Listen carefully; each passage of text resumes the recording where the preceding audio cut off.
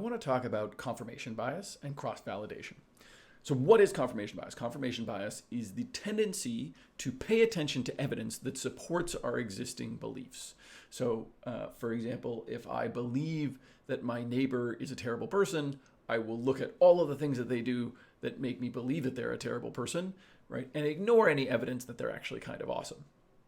That's confirmation bias.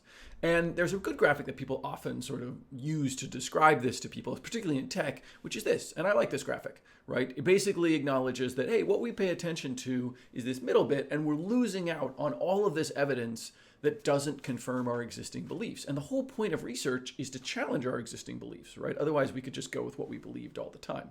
This is why cross-validation is so important. Right? So what is cross-validation? Cross-validation is when you bring in a second person to do research. Now, it looks a lot like this. What's interesting about this graphic? Well, you'll see we still have those two zones, right, of sort of overlapping belief and evidence confirmation, right? Those two zones in the middle.